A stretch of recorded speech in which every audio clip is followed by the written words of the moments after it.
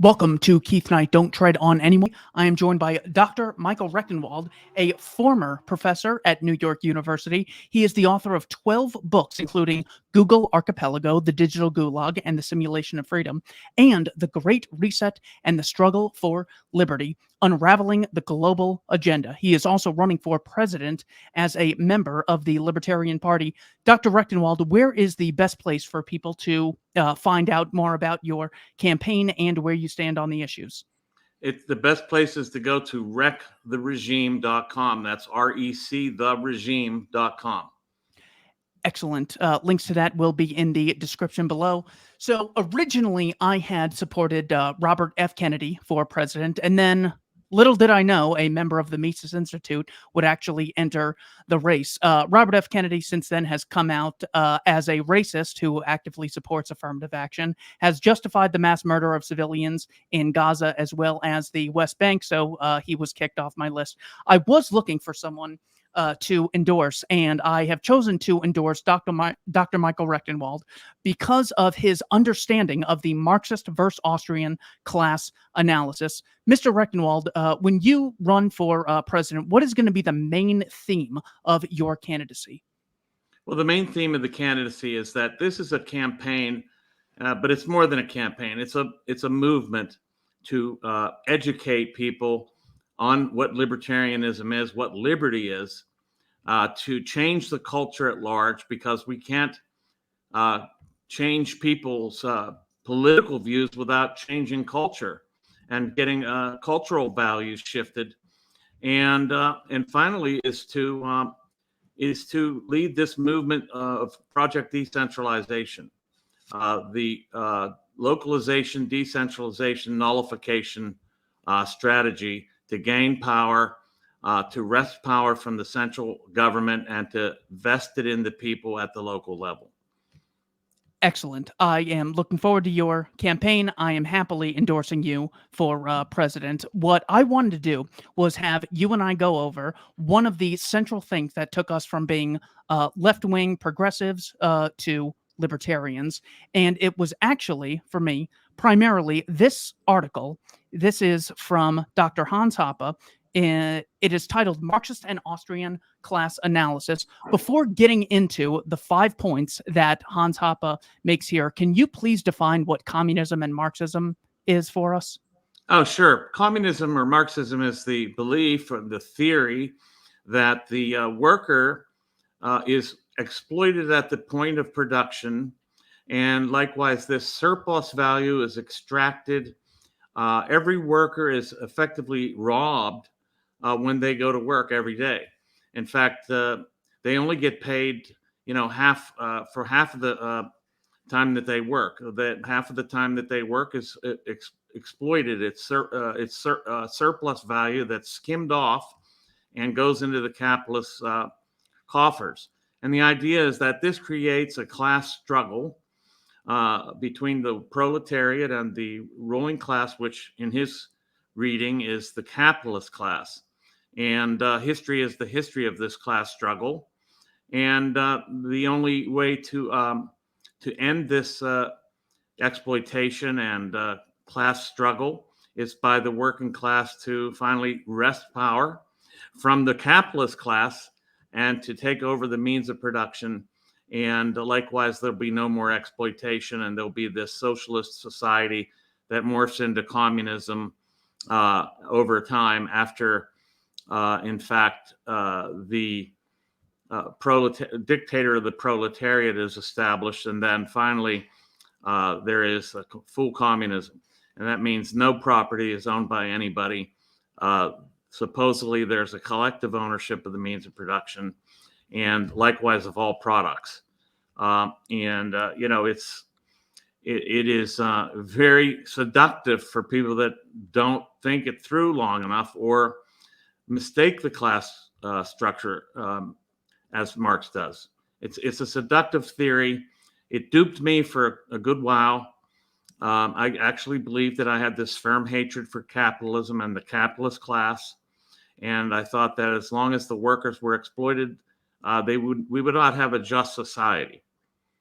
Thank you so much for building that bridge between the worker is exploited, therefore the abolition of private property needs to take place. This is how Marx and Engels summarized it in the manifesto. The communist position can be summarized as abolition of property or abolition of bourgeois property. So thank you Mhm. so much for squaring that circle for us as close as we can come to understanding it. So here is how Hans Hoppe analyzes this. He says. So I'm going to read this off. I want you to tell me what is right and what is wrong with this. Okay. First point of the Marxist theory of history. The history of mankind is the history of class struggles. It is the history of struggles between a relatively small ruling class and a larger class of the exploited. The primary form of exploitation is economic. The ruling class expropriates part of the productive output of the exploited, or, as Marxists say, it appropriates a social surplus product and uses it for its own consumptive purposes. What is right about that and what is wrong about that? Well, as stated, it's actually, there's nothing wrong with it. It's actually correct. If just in those terms, as it's put there, and these abstract terms, this is true. There is a ruling class. It does exploit the majority. It is a minority. It is taking what is not its own. It is appropriating from the worker, or not the worker, from the person. Let's just put it that way, from the subject. And it is robbery, and it is an established class that has a kind of organization, and it has a means of justifying itself, and we can talk about that further. But that, in sum, that is correct as such. Point number 2. The ruling class is unified by its common interest in upholding the exploitative position and maximizing its exploitatively appropriated surplus product. It never deliberately gives up power or exploitative income. Instead, any losses in power or income must be wrestled away from it through struggles whose outcome ultimately depends on the class consciousness of the exploited, i.e., on whether or not and to what extent the exploited are aware of their own status and are consciously united with other class members in common opposition to exploitation. What is right about that, and what, if anything, is wrong? Okay, that's a great way of putting it. That Hans Hermann Hoppe is brilliant here. What he's doing. I mean, it's, again, this is effectively right. There's some things that are missing from this picture. There's competition within this class, this ruling class. It is not homogeneous. There are distinct players that compete with each other. And for example, there's competition between these rulers for who actually gets to be the expropriator at the time. And then I would say there's another thing that's somewhat misleading is the collectivism that it implies in attempting to wrest power away from this ruling class. It is a collectivist project here, as it's stated, and I don't think that's correct necessarily. It isn't necessary to be a collectivist body opposing the ruling class as such. I think the class consciousness aspect of it is correct. We have to have class consciousness in order to see this exploitation, in order to understand ourselves as exploited, and in order to do something about it. But whether this takes a collectivism, which is essentially leftist and Marxist, really, in orientation, that's another matter. We can talk about that further. So when it comes to the ruling class, the Marxists will say that the bosses or the bourgeoisie, they will sometimes say that this can take form in the place of politics as well, but it's mainly in the commercial realm, which is why Right. Hans Hoppe says it's mostly an economic source of exploitation. So who are they saying the exploiters are, and who are the real exploiters? Oh, that's great. Yeah, I mean, they're saying that the exploiters are the capitalist class. That is, those who own the means of production, and they are exploiting the workers at the point of production every day, day in and day out. And they're siphoning off this surplus value. And of course, this is all premised now on the labor theory of value, which Hans Hermann Hoppe will talk about soon after this. And that's, of course, he's not telling you that here, but that's the truth. And once that theory falls, the whole edifice of Marxism actually tumbles right after it. there goes the theory of exploitation. There goes the whole reason for Marxism. So, as far as class consciousness, who Mhm. is Oh, yes, that's right. I mean, so many of these issues are very complex, but Yeah. it's not the complexity which really draws people in. It's finding villains to hate and people to really admire and people to be on the same team as. So, give us an example of a justifiable divide within the economic realm that isn't black versus white, rich versus poor, or man versus woman. A justifiable divide is that there will be unequal outcomes in a capitalist society or in any really free market society where there's free exchange of goods, where people take their own property in themselves and the property they've homesteaded to the marketplace. Some people will do better than others. The biggest red herring of leftism is this idea of income inequality. This is not something to be dreaded, or it's not the horror that they make it out to be. There's certainly nothing wrong with income inequality. It doesn't mean that some people are consigned forever to poverty. It doesn't mean that at all. It just means that some players will have wares, whether they're personal wares in their mental or physical capabilities, and they will have work ethics that are different than others, and they'll have a degree of for good fortune. Some people just have good fortune, and this will leave some people with more than other people. But that's not the horror show that the left and Marxism makes it out to be. Now, you did ask, and I didn't answer, who is the real exploitative class? It is not the capitalist class per se at all. It is the state. The state is the only institution, as he points out later, that takes wealth, wrests it, or wrestles it away from the subject, let's put it that way, against his will, without a contract, and by coercion. The state is a band of robbers and murderers, but that's another point. It's a band of robbers, murderers, and usually liars as well. It is not the capitalist class, because the whole theory on which this idea of Marxist exploitation is premised is false. There is no the labor theory of value is invalid. It is not really what's happening at all. As Hans points out later, it's a difference in time preference. The worker needs to have his pay or her pay before the capitalist needs their return on investment. That's basically the difference, why there's a distinction between what a product is sold for and what the sum total that laborers are paid. When it comes to the contract contradiction within Marxism, it's unbelievable.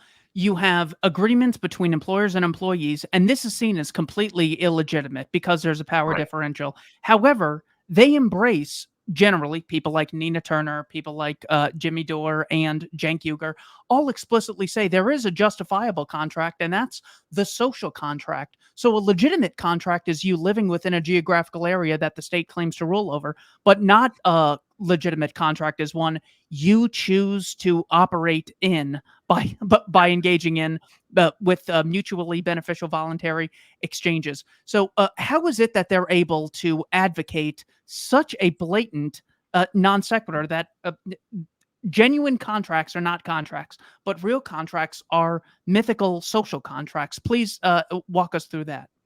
Yeah, I mean, obviously, the social contract is a contract that's not explicit, and that I don't think anybody ever signed. It's never been signed, and it's just an supposed implicit contract between you and the state. And so, how they get there is this: what it is they see the state as the benevolent actor that comes in and that addresses the income inequality gap. And so therefore the state is legitimate because it has this supposedly benign, benevolent character. It is the only entity that can arbitrate between the so-called exploited workers and the capitalists. That's what they see the state as. It's kind of like this, it's an arbitrator between labor and capital. Now, a lot of people on the left don't have this explicitly in mind, but as I've argued elsewhere, and they're unconscious Marxists all over. There are more unconscious Marxists than there are conscious Marxists. They don't really understand that these are the premises that they're operating from, but these are the implicit premises that they accept. They think that only the state can rectify this inequity between labor and capital. Another thing about inequality is they will say that inequality is the result of, too many free market exchanges, too much private property, too much voluntary exchange. However, we see the most amount of inequality in the political realm, whether it's in a relatively free country like Sweden, Denmark, or America or Canada, or places like North Korea and Venezuela. How is it that they've been able to take inequality, something that will always exist everywhere since the days of Aristotle, and pin it uniquely on the free market? Yeah, because they see the free market as necessarily tending towards inequality because of this premise of exploitation that they hold. Whether they, really understand that that's what their premises are, they nevertheless implicitly endorse those premises without really considering the possibility that they're absolutely wrong. And so instead of seeing the state as the arbitrary imposition of exploitation as actually the only entity that wrests money from you, that wrests your labor from you, really, if you want to go into Marxist territory, that exploits your labor for its own benefit without any agreement. And so instead of seeing explicit contracts to which workers agree as in fact legitimate, they deem these illegitimate because they're based on some sort of ledger domain that they assume must subsist in this contract. But why would workers enter into such a contract if in fact it was so nefarious, if it was so against their interests? Excellent points. Let's go on to point number 3 out of 5. Class rule manifests itself primarily in specific arrangements regarding the assignment of property rights, or in Marxist terminology, in specific relations of production. In order to protect these arrangements or production relations, the ruling class forms and is in command of the state as the apparatus of compulsion and coercion. The state enforces and helps reproduce a given class structure through the administration of a system of class justice, and it assists in the creation and the support of an ideological superstructure designed to lend legitimacy to the existence of class rule. What is wrong with that? What is right with that? What is the incorrect premise? Okay, well, in a sense, when you gloss it as it stands, there's nothing really wrong with it, except this idea that what they're saying is that what the Marxists assume is that the state is always the weapon or the instrument of the ruling class, which exists prior to the state. So the state, under Marxist ideas, is just something that the ruling class has command over because of their wealth. And this is completely mistaken. The state, the state doesn't exist simply because, or isn't something that the ruling class merely uses as an instrument. Rather, the state is the very essence of ruling class positionality. And that is to say, there wouldn't be a ruling class without the state at all. So they see that the ruling class already exists prior to the existence of a state, and that all you need to do is get rid of the, not the state, but get rid of the ruling class, and then you have no exploitation. But it's quite the opposite. The inverse of the case is true. The only reason you have exploitation is because the state exists, not because somebody captures it. So this sentence right here, it assists in the creation and the support of an ideological superstructure. As the author of The Great Reset and Google Archipelago, and someone who understands state education because you were a professor at NYU, give us an example of how the ideological superstructure of the state exists and what people need to understand to see through its propaganda. Yeah. So, I mean, what the state does is, of course, just about every professor in most universities, let's just take the United States as a limited case. they're all really state agents. They're actually all working for the state, and that's because the state is really what's supporting them. I mean, if it weren't for student aid and loans and the whole 9 yards and government grants and all that, these institutions, first of all, they wouldn't be so numerous. There wouldn't be so many employees of these universities. There wouldn't be these, what Hans calls in another essay, intellectual bodyguards for the state. That's exactly what they are. So what they're doing is, and it's very ironic, Keith, because in many cases, or I should say in almost all cases, these people who are intellectual bodyguards for the state they think of themselves as radicals, as people that are opposing the system. But the fact of the matter is they're actually the foot soldiers of the system. They're perfectly in line with the system, because what they are arguing for is statism, and they're using any number of ideologies to support statism. Marxism is one. Postmodernism is another, feminism another. Basically, the whole DEI, diversity, equity, and inclusion regime is premised on the state intervening in social relations to make sure that those social relations are equitable and that they include such and such players who are otherwise deemed excluded by virtue of their diversity. So the state is deemed by them as the instrument to rectify all this. And this is why they promote DEI. This is why they promote feminism.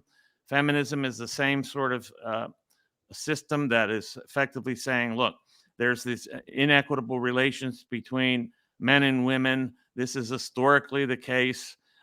It's patriarchy. It must be overthrown. And who can do that but the state? So they inadvertently support, they're duped, they inadvertently support the very structures of exploitation that they think they are opposing.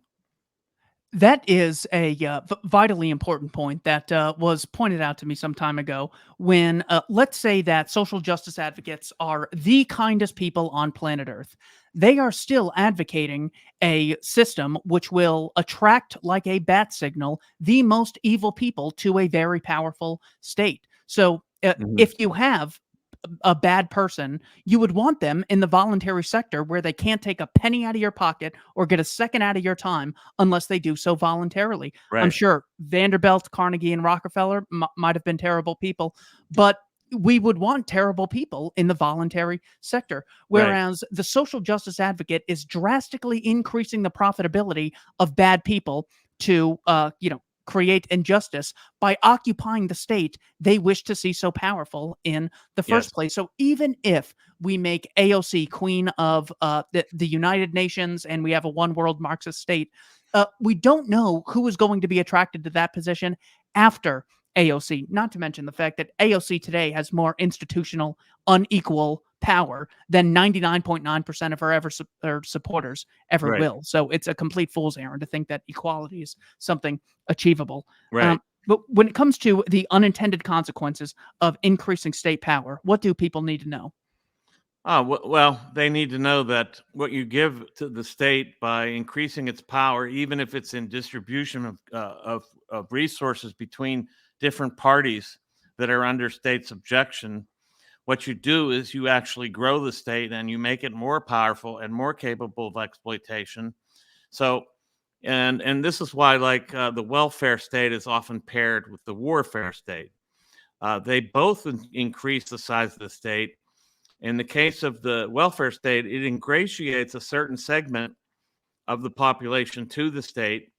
And then those particular subjects are most prone to go along with the state's other exploitative and deadly activities like war. So yes, I'm sorry. No, that's it. That's fine for right there. So there is a general theory referred to as the iron law of oligarchy. I want to read the summary, and I would like your response to what the implications are of this idea. It states that all complex organizations, regardless of how democratic they are when started, eventually develop into oligarchies, since no one since no sufficiently large and complex organization can function purely as a direct democracy. Power within an organization will always get delegated to individuals within that group, elected or otherwise. Yes, I mean, this is true. We're going to have elites. And so to condemn elites per se is really mistaken. There will be elites because there will be people that separate themselves out from the rest by virtue of their abilities, their ambition, and many other factors. Sometimes it comes from it comes from history. Let's be real that there is some degree of you gain elite status by virtue of birth in some cases. Many of those people squander that and end up as socialists. For example, like Elon Musk's, I think his daughter is a socialist, a Marxist, but there's always going to be a natural elite. But there sometimes is, an exchange of elites. That there is a rotation amongst elite groups. So there's nothing endemically wrong about elites per se. The question is whether they are part of the exploitative class of the state or one of its beneficiaries or enablers. Because the state, I think, isn't just the government per se. The state, and this is where people get kind of confused, and I think they start, in some cases, and I won't say who here, they start to get lost and they start really drifting back to a Marxist analysis. The only corporations that are exploitative are those that are in collusion with the state, that are beneficiaries of it and serve as agents of it in some cases to undertake state functions, and they're effectively state apparatuses. I've called them governmentalities to make sense of that. That's a term that I coined in this context, but it actually came out of postmodern theory. Michel Foucault, who used it in an entirely different way. But there's some aspects of what he said that are actually true. That governmentality is like governmentality. That is the mentality that the government actually propagates. So there's that part. But it's very, very easy for people to get confused and start drifting back into for the first time Marxist style analysis when they see corporations per se, big corporations, as endemically evil because they're large and successful. That's a mistake. The question is whether they're part of the state apparatus or not, whether they're beneficiaries of the state, whether they're getting monopoly status through regulations and other means. Okay, so we recognize that elites are a constant throughout history. Genghis Khan, Aristotle, Chairman Mao. I mean, just every society, you find some people have a totally disproportionate amount of power. Yeah. In America, let's just take the West today. So let's take America to Ukraine. Let's include them. Do we see any aspect of non-elites in any realm? Like in basketball, there's elites. In music, there's elites. Right. So why we wouldn't think that elite idea would also extend to the genius of how to arrange productive capacities within the employment and commercial realm is just bizarre. So not only do I not see tons of examples of, well, there's a lot of, I don't see one example of this equality that they're searching for. Have you ever found one? No, there's actually no equality. The only way you can attempt to get equality is by smashing people. It's kind of the Harrison Bergeson routine from Kirk Vonnegut. You have to cut people's legs out from under them, and it never works, even if you try. So, yeah, there's no way to reach equality. It's a myth. Equality is the enemy of liberty, because to aim at equality, which is this utopian ideal, you must abrogate the rights and property rights of other people. Now, what about, would you agree with me that libertarianism is really the only genuine movement for equality, as in we believe in a genuine equality of rights and don't have some double standard for a group of people called Congress or police or the state? Exactly. There's no double standard in terms of where people are able to go and get, and there's no double standard because there's no entrenched establishment elites that, regardless of how capable they are are buttressed by this state power, and likewise can wield it over us without any without merit. This is the state is actually kind of like a congealment of illegitimate power, and that assumes an elite status when really it doesn't exist in the real competitive world.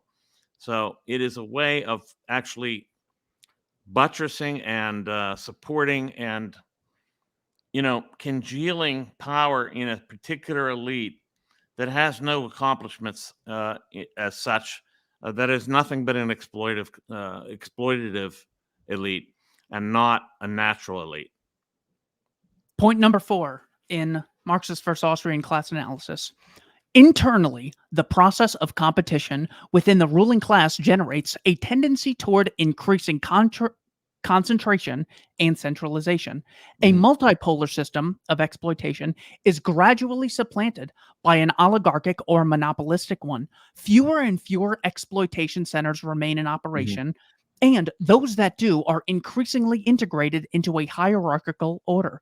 And externally, example, within the international system, this internal centralization process will, the more intensely and more advanced it is, lead to imperialist interstate wars and the territorial expansion of exploitative rule. What do we need to understand about that section? Well, this is great. I mean, when you're saying this and understanding it in terms of Marxism, what Marx was referring to is the tendency he saw for capitalism to lead to monopolies, and then for them to use the state as a weapon to gain further territorial territories to exploit, whether it be what they called primitive accumulation, which means just basically ransacking different continents for goods and labor, or whether it's through setting up new centers of exploitation in different parts of the world. That would be imperialism for the Marxist. Really, but this statement is so true on another entirely different interpretation, and that is, yes, states tend towards increasing centralization and concentration of power, and that there is a tendency for states to gain monopolistic power. Of course, they already have monopolistic power, but to extend their monopolies further and further. And eventually, as he says here, the centralization leads to imperialist state wars. Absolutely the case. There are wars between imperialist nations and between imperialist nations and those other states that they are attempting to supplant or appropriate. So, yes, there's a tendency towards what I call globalism, actually, towards, and Hans actually agrees with this, that there's this tendency towards governments to become singular because one absorbs the other by defeating it, and then you get to this global world order. And this is what I was writing about in The Great Reset and the Struggle for Liberty. So we have another constant, which is people want more power. But the difference is, in the market, you actually have competition and the freedom to disassociate with bad actors with your time and money. Right. So, yeah, we both always will have people who want more power, more influence, and increase in social status. But the market allows for there to be competitors who you can opt out of funding and use alternatives. So, whereas the state does not allow for such a thing. When it comes to, oh yes, please. One thing I would add here is that in terms of monopolies too, as Rothbard points out in his book, The Progressive Era, there were attempts to monopolize outside of the state's aid and its impositions and interventions, and they failed in the late 19th and early 20th century. And this is why these would-be monopolists finally turned to the state for it to actually intervene and help them establish monopolies, which they did. And through a very tricky legerdemain in which they made their interventions look like they were actually,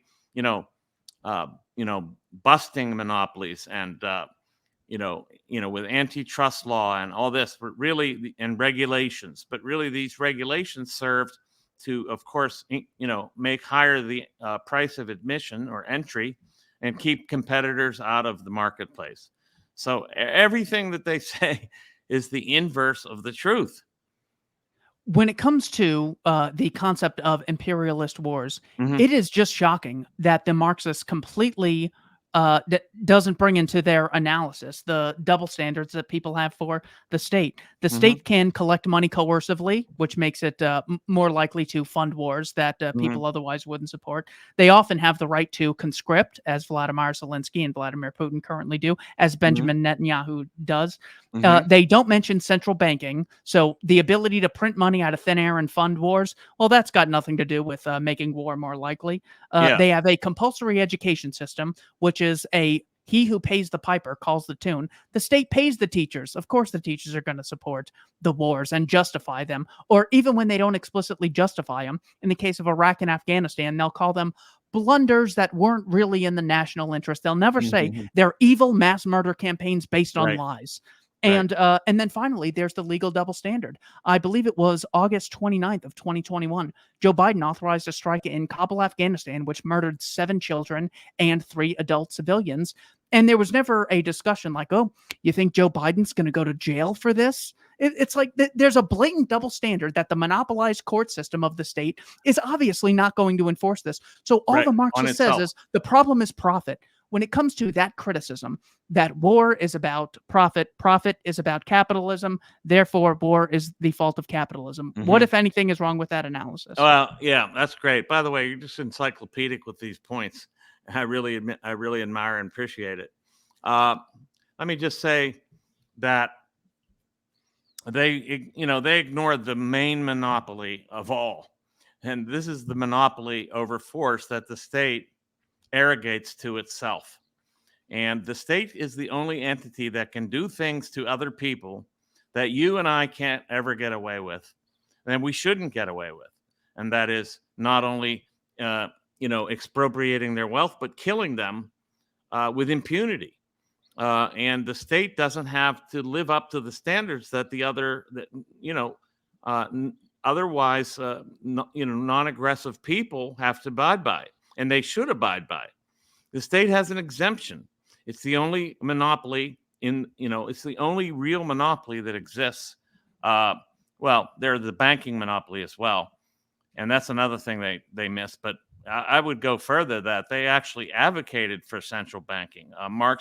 One of Marx's 10 prongs in the path to socialism included establishing a central bank, and that bank would give money exclusively to the state industries. Uh, so they have no problem with monopolies when it's the state and central banking. It's incredible, and they don't see that it isn't. Coca-Cola isn't running around killing people with impunity. It is not conscripting people to service that they don't want or necessarily abide by. That they have no choice in the matter. In the case of Israel, they make a big deal out of the fact that they also conscript women. Well, congratulations. Let's make it equal opportunity conscription for all. Let's make it, let's universalize our ability to control people against their will and put them in wars, and in the service of the state and Well, other ways. Well, therein lies the social justice issue with the idea. So when we see military conscription or we see forced cotton picking, we will say things like, "Well, from the libertarian standpoint, if you can't either persuade them to do it voluntarily, pay them in exchange for it, create some sort of other value to get it voluntarily, you don't have the right to force someone to do something against their will. So that's why we're against, forced cotton picking." But they Yeah. look at forced cotton picking and they say, the problem is we had a white person and a black person. So we're going to focus on the race of these people. We're also going to focus on the gender of everyone with regard to any disparity that might exist. So when it comes to, military conscription, if it's men only, the solution is not to abolish forced labor. It's to also include women. I Yeah. asked Cenk Uygur, who has 6.4 billion views on YouTube, very unequal to my channel, by the way. He is a progressive, said, well, yeah, everyone should be forced to join into a war because we can't have some people sit back on. Well, so all the farmers and no food is produced. Everyone's in the war. He goes, okay, well, just some people. And I go, well, right now the selective service is only men ages 18 to 26. Would you include women too? And he goes, well, yeah, I guess so. And the Yeah. fact that he said, well, it just shows that he hasn't thought about this, even while a third world war is being provoked with Iran, Russia, and China at this very moment. They never look at the implications of their very ideas. So, yeah, that's another social justice shortcoming. Oh yeah, social justice is complicit in state actions, in state murder, and state exploitation, and state conscription, and forced labor, and all that. And all of that is excused. In fact, it's exonerated and even glorified because the state, as I said, really it goes back to this idea that the state is the arbiter between capital and labor, and they think that as long as there's capital and labor, and there's this inequity that has to be addressed, there's got to be an entity to do that, and that's the state. And then the state can also be an entity that arbitrates between different nations and the inequities between them, and it must intervene in those. And in the case of the United States, it's intervening in Ukraine and in Israel and Gaza and even Taiwan, sending arms there, sending military aid at least, and probably arms as well. It's astounding. Point number 5. With the centralization and expansion of exploitative rule gradually approaching its ultimate limit of world domination, class rule will increasingly become incompatible with the further development and improvement of productive forces. Economic stagnation and crises become more and more characteristic and create the objective conditions for the emergence of a revolutionary class consciousness of the exploited. The situation becomes ripe for the establishment of a classless society, the withering away of the state, the replacement of government of men over men by the administration of things, and as a result, unheard of economic prosperity. What do we need to know about Hoppe's fifth and final point regarding the Marxist theory of history? Well, I mean, this is beautiful because the way he puts it, it works for both. But it works for can you put that back up so I can see it? I'm sorry. Is that possible? Yeah. Yep. So this is actually the case that the centralization of the state does lead to, does start to reach the limit of world domination. And what happens when you have a singular one world government? That state can intensify its exploitation of the subject. It can tax them even more ruthlessly. It can get them to do whatever they want them to do. It can force them to have a digital identity and participate in a central bank digital currency. It can, and then it starts to erode at the capital base that it's thriving on. And let's not forget, the state is a parasitic organ. So it's a parasitic animal that lives off of capital and sucks it dry at some points, such that its very host keels over and dies. This is what happens when the state expands so far as to become nearly a world system. When it's a world system, it is then utterly exploitative and utterly oppressive. And it has, because as Hoppe points out in another text, there's no outside of it at this point. You can't just move to a different, less exploitative area with a different state. There's nowhere to go. And I've actually had arguments with people that think, oh, one world government's good because then we only have to topple one government rather than many. And it just is so funny. And it's so off base. It's hard to believe that people actually think that, but they do. They think that, instead of having, as Hoppe put it, 1,000 Liechtensteins, they think that one world government is the real way to get to equity, to get to a classless society.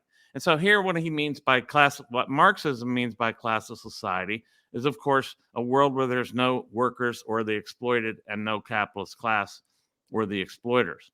But what Hoppe really, in the other interpretation here, the Austrian interpretation, is that there is a classless society because the only two classes that exist are the state and everybody else. So once you get rid of the state, then you do have a classless society. And that means not equality. It just means that there's no class warfare anymore. There's no class that is endemically exploitative and that is intrinsically evil, and that is intrinsically opposed to the interests of those subjects under it. So one of the ways we can refute the Marxist position of who the exploiters are if you could please give us an examples of non-elite exploiters. Give me an example of, okay, the state's the exploiter because it appropriates resources in the absence of consent or through the homesteading principle. Can you give me an example of non-elite exploiters? Non-elite exploiters? Yeah, I mean, there's anybody like a thief on the street is effectively a non-elite exploiter, and the meter maid who writes tickets on your car for being parked too long in a certain spot. Now that person's actually just acting as an agent of the state, but they're an exploiter in the sense that they're doing the state's bidding. So these kinds of activities, and this is why I've always talked about the idea that you can't really point to the state as this discrete entity like it's an object. It has tentacles that go all over the place, and it enlists people into itself. It enrolls the public into its own body and makes state agents out of people. We saw this during COVID, and I hope you don't mind a little bit of a foray here into a topical area, but we saw how the COVID regime enlisted these people to become like the state agents by people running around telling you to get your mask on, yelling at you, telling you to get 6 feet away from them, shaming you and claiming that they'd rather see you die if you don't, if you wanted to go to the hospital and if you have not been vaccinated. And then, we saw the way that Big Pharma acted as a state agent to aid the state in its extension of coercion over the public. In exchange for the monopoly that it got over the vaccines, it gave the state increased powers of coercion. So anybody that steals from me on the street is an exploiter. Anybody that robs me, anybody that takes anything of my property without consent is an exploiter. And they don't necessarily have to be elite at all. This is why it was so difficult for the MAGA right and the Marxists, who sort of had like a minor alignment where they had said, yeah, we support Trump because Trump is anti-elite. He's anti-establishment. Yeah. And then you see BLM rioting and destroying the lives of tens of thousands of people, businesses that took decades to build, people who have put everything into their house and no longer have a genuine sense of security. The Marxists are like, yep, well, they're not the elite, so there's nothing wrong with this. Whereas they're like, well, that still feels like if there's ever some sort of form of exploitation, I work to build this business in this house, and then a group of scumbags who are mad at Derek Chauvin and the police burn my house down. It's like, well, that seems like quite the exploiter. And the houses of other black people. And they shot and murdered black people. They shot and murdered different black people. They murdered, I think it was 39 people overall that can be attributed to the Black Lives Matter riots. And they stole, and they continue to steal, and they burned down property. They actually are, and they're not elites. Now, I would go a little bit further than this by saying that I do think, in fact, that these people are the foot soldiers of an elite that wants them to do this. But we'll leave that at that. Yes, there. Well, certainly Hannah Nicole Jones and Matthew Desmond of the 1619 Project would be considered elites. But we still have to be able to say, anytime someone does something, it's on them. You can point to the elites. But the problem with this Marxist theory is, what is their general theory as to why a poor rapist is a bad person or a poor murderer? They're not part of the elites. They're part of the working class, which you need to unite with. All of these things are totally unjustifiable. The libertarian, of course, has the non-aggression principle and an answer for this.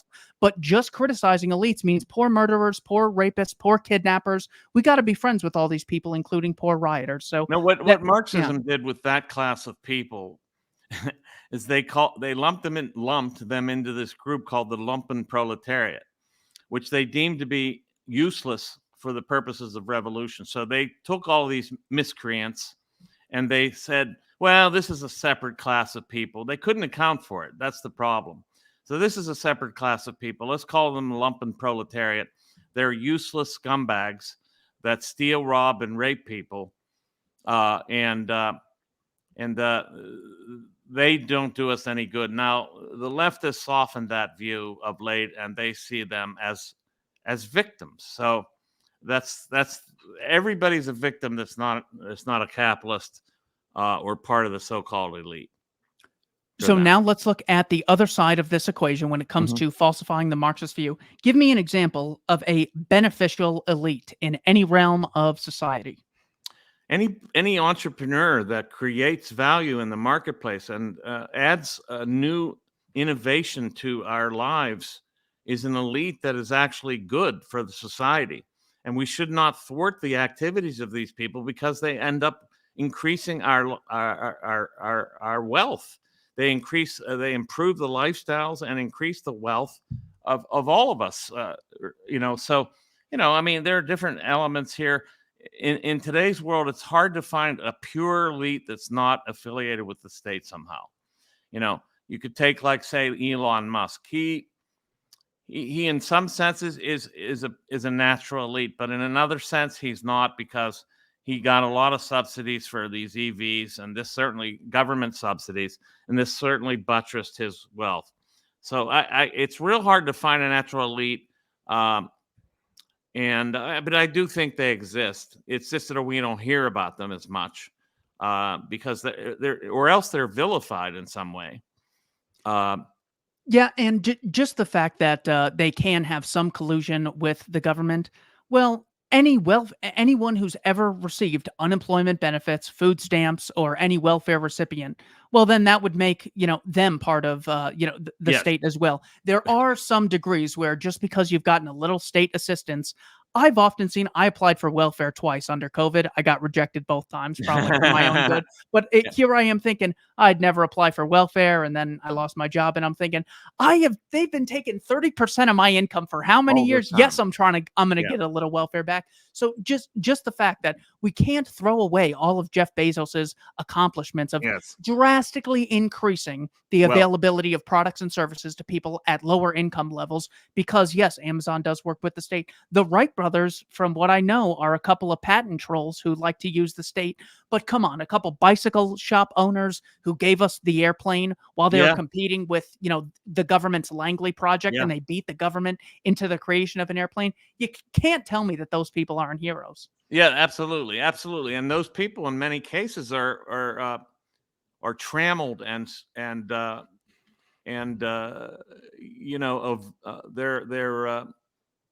they're trammeled by the state and the collusion with corporations and the state because sometimes people that have great inventions, there's a vested interest in these that rests with these cartels to keep such inventions from coming to light. So those people are heroes, or would be heroes indeed. And even people that are successful, like Bezos, like Musk, they've created a great deal of value, and that should be certainly appreciated. This goes back to the idea that just because a corporation is large, that doesn't make them pernicious. That does not follow. So it's amazing that they have come to see actually, let's start here. When it comes to the labor theory of value, what is it from the Marxist point of view, and what is the Marxist missing? Well, they think that all value is labor. Labor is the source of all value. So when they think that value comes directly from labor time. So if I worked 8 hours a day, I'm creating 8 hours worth of value. But the capitalist is taking 4 hours of that value and siphoning it off as surplus value that he's extracting from me at the point of production. Okay. And so it's premised on this idea that the source of all value is labor. This is obviously not true. The source of value is in the subjects who value something. It's subjective. And it is not tied to labor strictly at all. In fact, there's value that's created that takes very little labor, and there's some labor that leads to no value whatsoever. Oh yeah, Mila Kunis could just have an appearance, which means she physically goes to an area and could get probably $100,000. Whereas I have spent a lot more hours working on this podcast and have not been fully compensated. But there's tons of labor, especially any entrepreneur will tell you that there is tons of labor that they've done that hasn't been fully compensated. Yes. The problem with this is that they don't focus. They say that the employer doesn't add value. They just exploit labor, even though the Right. employer comes up with the idea of what product or service to sell, Right. where to sell it, who to hire, how to train the employees, how to expand, how to invest resources. They literally say like the nucleus of this operation actually isn't important at all. Like, well, where would you rather be? I'm going to drop you in like any society at any time. Would you want there to be a bunch of capitalist employers competing for your value, or none of these exploiters? Mhm. Well, you can clearly see that when the exploiters are competing amongst each other, you're actually able to reap benefits from that. When I when I was deprogramming myself and coming out of Marxism, I read Mises, and he made it very clear to me that the real people that control the productive means of production, the productive processes, are people that buy things, that people that that purchase things. They are actually in control of the means of production, because it's consumers who determine what really resources will be used to what end based on their vote in the marketplace, their purchasing of those goods. So one of the first things that led me to realize is that, first of all, it's not the capitalist class per se that controls the means of production as such. And second of all, the main virtues of socialism are completely undermined by the fact that there is no such thing as democratic socialism, that the most democratic process is the marketplace, because there you get to vote on what you want. And under socialism, what happens is you get dictation of goods by the bureaucratic or elite class, actually, who determine what is made, what it will cost, and on and on and on. So that it's actually the most undemocratic process imaginable. It becomes a dictatorship over production. It's a monopoly scheme. Socialism is nothing if not a monopoly scheme.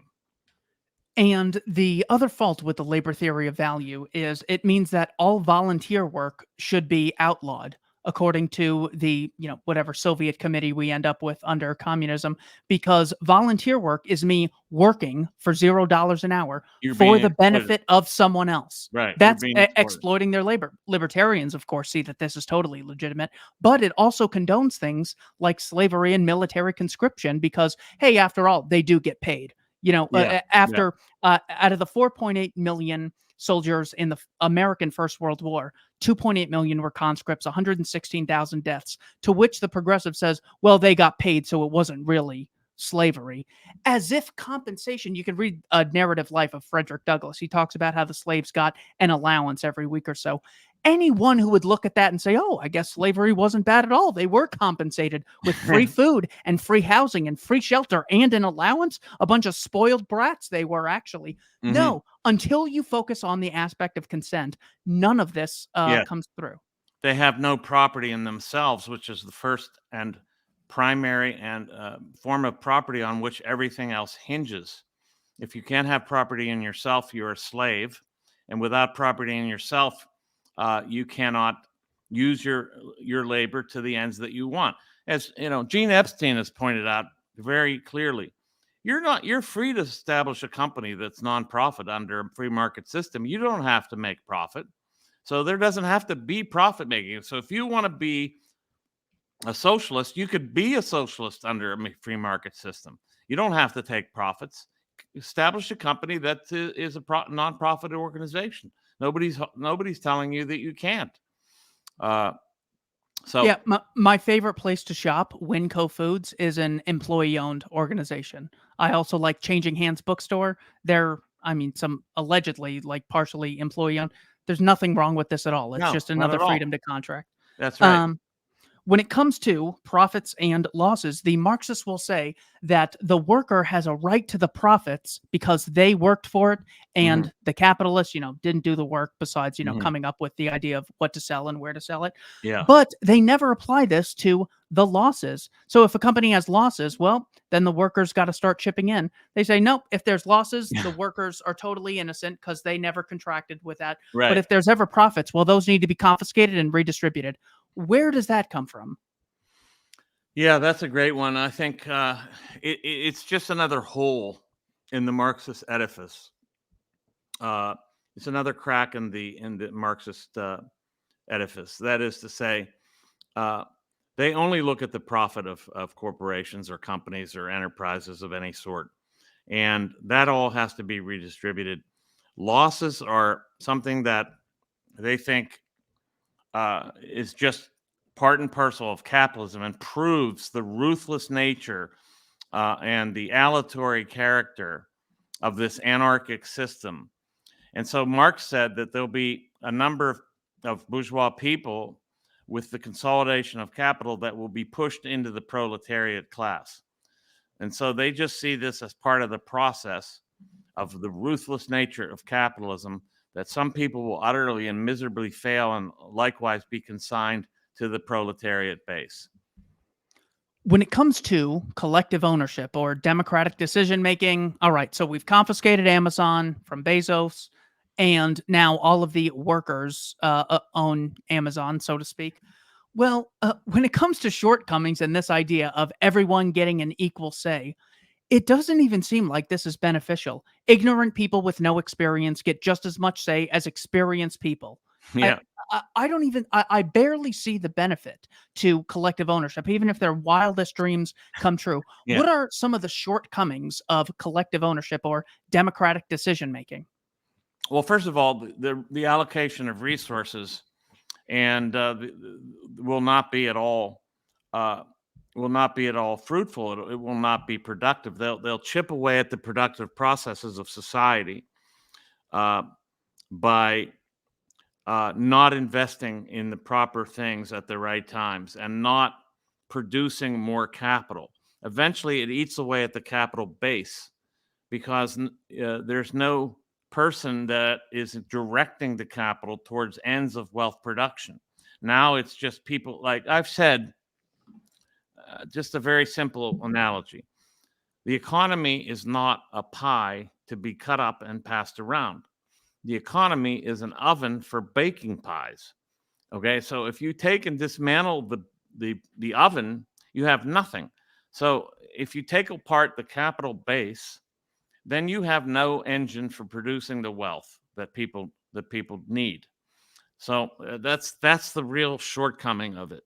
The shortcoming of it is that capital effectively is when we talk about withering away, capital will wither away under those circumstances, and wealth production will decrease dramatically to the point of a collapse, and that's what happens. Yeah, so I just don't see the attraction to arguments where people are like, well, it turns out, according to studies, 80% of people support this law, which is why we should expand Medicare, Medicaid, Social Security, have, whatever legislation I go. The majority of people are completely ignorant on these issues. So that's Right. meaningless. It's like saying 80% of the plane passengers voted to fly the cockpit this way. It's like the reason I have a really cool laptop is not because there was some Democratic vote. It was Steve Jobs and a few co-conspirators with a ton of people who Mhm. were just contracting with them. That's where we get the great innovative cars, airplanes, Right. great innovations in healthcare as well. And just smash the Marxist attempt to just hate the producers and love Yeah. the parasites in so many cases. Yes. Just shocking. They will often say that the problem with these corporations is these corporations are self-interested. Another case of them saying that's something that's technically true, but they Yeah. don't grasp the implications. Yeah. Can you give me an example of non-self-interested people or groups on planet Earth that exist today I, or I have would ever existed? I would see the only ones that I can think of are dead and buried. Actually, there aren't any self-interested people. So even even Marxists will admit this, because when they talk about the unionization or the collectivization of the labor force to wrest wages and benefits from the capitalist, that's a self-interested group. So they try to say that self-interest is evil, but then they participate in it. So they're willing to, with their own self-interest, put a gun to your head to get your wealth from you, using the state as a means by which to do it. Exactly. Yeah. I mean, every time they watch Netflix or watch YouTube and don't build houses for poor people in Haiti, they're acting in a self-interested manner, hoarding their potential social surplus from people who need it more. And it's just a sort of rational ignorance that's always going to exist. So when they say, "Well, we need the people to decide this through an electoral vote," well, it is so costly in time and effort to get educated about agriculture, healthcare, Yeah, schooling, every single aspect. It takes so long, and you get a 1 in 10 million vote between right, two crooks, and God knows if the votes are even counted. No one's going to do this. It's right. completely ridiculous to think that any large-scale democratic processes, any more reasons to be skeptical of democracy or collective decision-making. Well, I mean, democracy is three people saying you ought to die, and you have one vote, and they say, so they pull the trigger. That's really what it comes down to. Democracy is antithetical to liberty.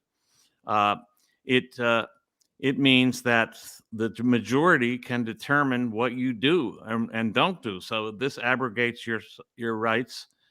This abrogates your freedom utterly. It's completely antithetical to free will and liberty. 3 more questions for you. Thank you so much And I for have your one for time. you at the end. Yes. It's not. It's not. Um, It's not going to be a tough one. It's something I have a self-interest in getting across. Yeah. Oh, well, you're the self-interested person. I've only heard rumors of those people. So, I am a socialist. I want people to have income mobility in America. What do you say to me? Why should I support libertarianism if I want people to have income mobility? You mean like upward mobility? Correct. I want Yeah, people I who mean, are poor to be able to become rich. yeah, that's this. It's just not going to happen under socialism. First of all, because it doesn't allow people to get rich, because it's taking away their so-called appropriative or exploitative capabilities from the outset. So it intends to be this great leveler, which means that there is nowhere to go, and it looks to use the state until it withers away, to undertake this expropriation that leaves you incapable of rising. And the real thing is that social welfare instituted by the state actually diminishes social welfare overall. It is the opposite. It does the opposite of what it claims to do. Social welfare increases all the things that it means to mitigate, like poverty, like homelessness, like drug addiction, even like you name it, any sort of penury or uh, you know debilitation. It actually produces that which it supposedly means to redress. Okay, so we can concede that the state and its extension, socialism or the institutionalized aggression against private property, is parasitic. Mhm. Why, if I want income mobility, why should I support the free market? If I want poor people to become able, if I want poor people to increase their standard of living, why should I support a free market? Well, first of all, this is going to sound cliche, but there's more wealth produced in a free market than in a non-free market. The wealth will get produced because you have more capital accumulation. And when you have more capital accumulation and you have extended processes of production, which leads to better processes and the production of wealth, and more things become cheaper and cheaper and cheaper when they're not interfered with, of course, by the federal government, the state, or the central bank. So we would have a vast increase of wealth if not for the state and central banking. It would be incredible. And, a rising tide does lift all boats. That's very cliche, but it's just true. Yes, certainly. And the examples of South Korea, North Korea, East and West Germany, we see this all the time. The more access to a free market, the better the average person is. Yes. Finally, one of the objections that socialist statists constantly have is who protects the worker and the consumer in a market economy? How do you answer that? Well, what happens is in a market economy, there's self protection by virtue of the fact that there's free contracts. So you can dissolve a contract in the free market at any time. If you find that you think that you're being exploited or you could do better in a different position or a different company, you're free to do that. If you think you could do better by being an entrepreneur, you're free to do so. So that's who protects it. What protects it is your own self-interest, actually. And without some interference, without intervention, your self-interest is allowed to operate freely. But under interventionism, under statism, your self-interest is not allowed to operate freely. You're robbed of proceeds of your production. You're robbed of your freedom, and you're robbed effectively, you're robbed of property rights to begin with. And if it goes all the way to full statist communism, you're robbed of the property in yourself altogether. Well, thank you so much for taking the time to do this. What is your question for me? I've been told by some people, I won't name names, that it is not necessary for a candidate for president as a libertarian to be able to articulate things like this, that it's not necessary to talk to them about Rothbard or talk to them about Hans Hermann Hoppe, that they're too stupid to understand it anyway, that we can't, that's not our role. Our role is to basically spit slogans and, and get them attracted by virtue of our charisma and whatever. What do you think about that? Well, I think spitting slogans or any bumper stickers can certainly attract people. What I think Sure. will really ignite the class consciousness that we need to ignite is a proper understanding of the ideas of Ludwig von Mises. So, explaining things like in his book, Planning for Freedom, just Mm-hmm. keeping these messages alive, that wages rise as a result of competition and capital investment. Anyone who can make that cool, that is someone That's who what's I want necessary to make it cool. that's what we need. Anyone who can, take Rothbard's Anatomy of the State and summarize it in one or two sentences, I think that'll be much more likely to create a lasting effect. People who at least will hear the definition of capitalism, socialism, and communism as described by Hoppe in A Theory of Capitalism and Socialism. Yes. That is so vitally important. So bumper stickers absolutely will attract people, and that might be how they remember it. But the reason that this takeover of the LP was so vitally important is so we could actually spread these ideas to as many people as possible. And that, of course, is why, just having looked into you and I met in Chicago. Yes. Right when I looked into you, I said, look, he's the guy that can keep Mises, Rothbard, Hoppe, and Bastiat and Spooner alive. That's who I'm going with. So, yes, I do think it is vitally important, not just to attract people, but to keep them long term.